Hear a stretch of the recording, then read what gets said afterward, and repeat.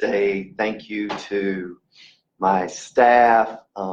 We have a wonderful coaching staff, a great deal of experience. I have wonderful graduate assistants. I have wonderful student coaches. We don't even refer to them as managers. And to my administration, to everybody at Oral Roberts, I'm really grateful. I get excited about working with the people that I get to day in and day out, and I enjoy it. I enjoy the mentoring aspect of being with the kids. I call them kids, even though they're 6'9", 270 pounds. They're still young men to me that you get to mentor, and I'm grateful and I'm thankful for all that they do in order to add value to our program. Coach, Kevin O'Banner was voted to the first team preseason. How important is he going to be to what you guys want to do this year? Well, let's not tell Kevin O'Banner he's been voted to first team. Having sophomores with accolades sometimes comes with bigger egos. But Kevin has handled it well. He obviously received a lot of attention at the end of last year. Kevin was a highly recruited player, came into the program, set out a year when he came at semester. So for him, he was able to travel with us, see the games up close, be at a conference tournament from an observatory standpoint. And I thought that helped in his maturation. And he did a really good job. Kevin is a worker. We ask our players to make 20,000 shots in a 6-week period. Make, not take. And he did it in 6 days. And he's always been about working. He's always been about, he has high desires. He wants to do things. I think the biggest time players grow is from a freshman to a sophomore. And I think you'll see him get better than what he was a year ago. And he doesn't really have an ego per se when you're putting it in context, relatively speaking, of teenagers. But he does a good job of showing up every day and getting better. And you mentioned just kind of going from freshman to a sophomore. What does he need to do to kind of take that next step? Yeah, Kevin's, I was texting with our players earlier this morning, sending them stats from our scrimmage, and Kevin had 0, I'm going to call out his numbers right now from the scrimmage on Saturday. He had 0 assists and 4 turnovers. We have to do a better job of taking care of the basketball, and that's for all of them. And it doesn't really matter who you are, you need to be. Don't give the ball to the other team more than you help your own. So if we're going to turn it over, at least find a way to help us. And Kevin needs to do a good job at that. He's a 41% three-point shooter on the year, 44% inside the league. So his ability to stretch it at his size is good, but our ability to make easier decisions, and I think that's where the game will slow down for him, but we do have to get him to take better care of the basketball. And that's for all of them. And Coach, what can your group improve on throughout the season to help them prepare for Summit League tournament? Yeah, we were 320th in the country at giving the ball to the other team. That is not a good place to be, and it's led to us being poor defensively. But what we have had in my first 2 years is a really good front court. We've had all conference players in the front court both of my years here, and Albert Owens, Emmanuel Nezekwesi, Kevin O'Banner. And where we had to get better was guard play. We have to do a better job of taking care of the basketball. So for us, it is a huge priority of taking care of the basketball. If you went to practice today, when we go at 4 o'clock later today, and you say, how come you're running so much? It's because we are giving the ball to the other team. And we penalize it pretty severely, but we have to do a better job of taking care of the basketball. And the other thing that you realize about the Summit League, it is the #1 league in the country at shooting the three. You have to be able to guard the arc. I think of the 9 teams in the league last year, 5 of them were 300 or worse at guarding the arc. And I don't know if that's because we have such great shooters in our league or if we're just bad defensively. But I do know that us not taking care of the basketball and our inability to defend the arc doesn't lead to very many victories. Coach, I noticed, you were picked third in the preseason here, which shows, I guess, the respect that everybody has with the number of players you return.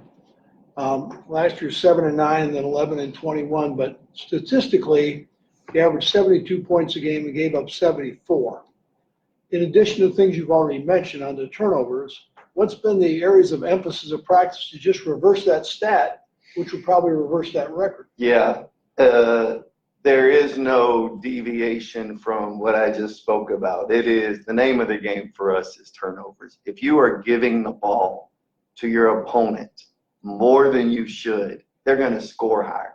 Turnovers lead to bad defense, put you in transition defense, disadvantage basketball. So for us, the name of the game is taking care of the basketball. Yeah, I think if we'll take care of the basketball, we'll be okay. Some of this, I mean, you wish you could avoid.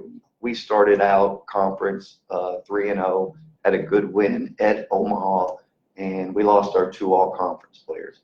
Emmanuel Nezukwesi went out. Sam Kearns, who was on the all-newcomer team the year before, he went out.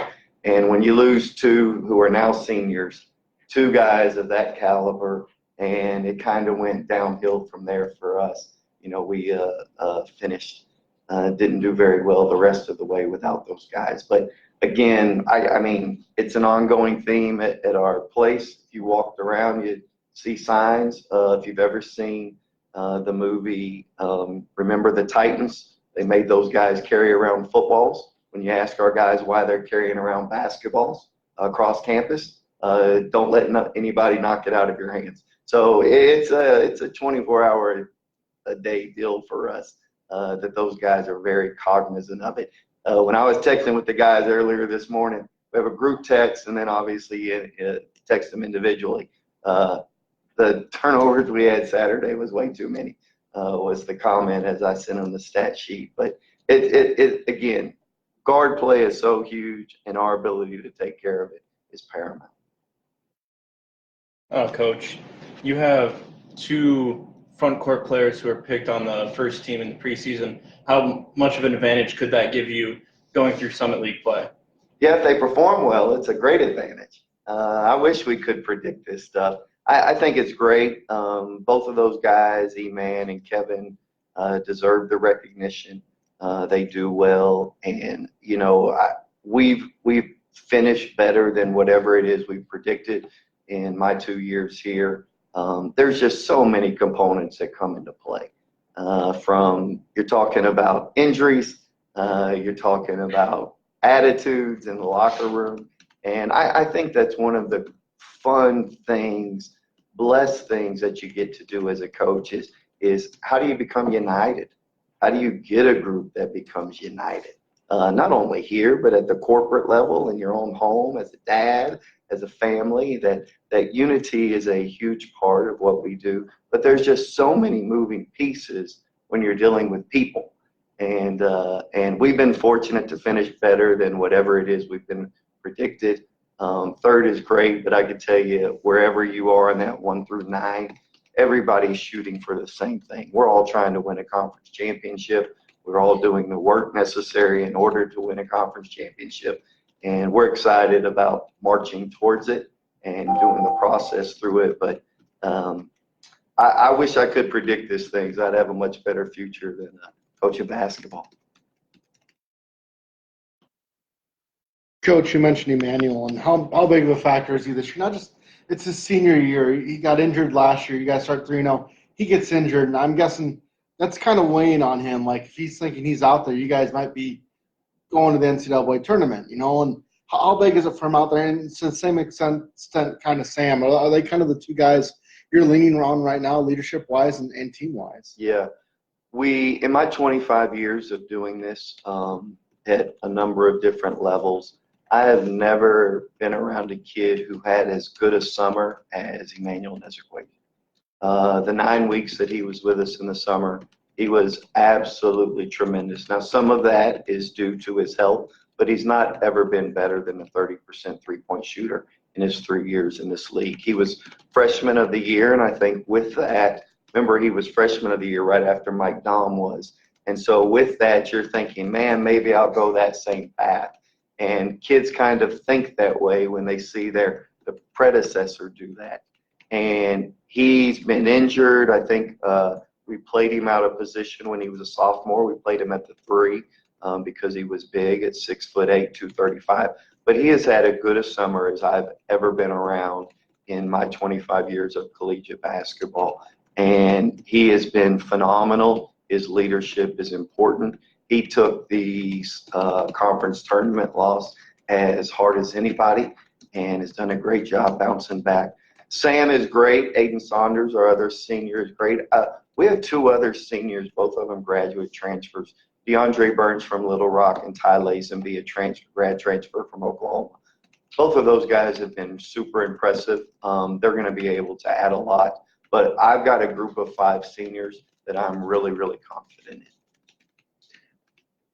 And, you know, being picked where you are in the Summit League, being picked 3rd, getting some first place votes, is that kind of something, you know, the last few years you haven't been at that peak where you wanted to? Is this kind of the thing now where you guys have it all together? This is what you've been building for. This is kind of the run that you want to make here. And is this a team that can compete for that spot? Well, I do think that you are always building again. I mean, my wife always asks me, could you stop thinking for 1 second? And it's literally something, I mean, that you do 18, 20 hours a day in regards to how do you add value to Oral Roberts University? How do you get your guys better? I would tell you that we have ranked last in returning minutes each of my first 2 years. In regards to experience. That won't be the case this year. So just to have, we had 9 new guys last year. So you can imagine trying to get 9 new guys on the same page as you're going and playing Power Fives in the 5 guarantee games that we played, and it's difficult. This year, fortunately, it won't be the case. We had 1 freshman, and we only added 1 freshman. We added some new guys, but they all have experience. And we're in a much better situation. Our sophomore class is loaded. We have really talented players there. But to have guys who have returned in minutes, we started in the conference tournament, a single guy who had never played in a conference tournament. And so it was new to everybody. And to be able to now be in a position to where you have guys back, they better understand they've been around the block. It's not their first rodeo. It's an advantage.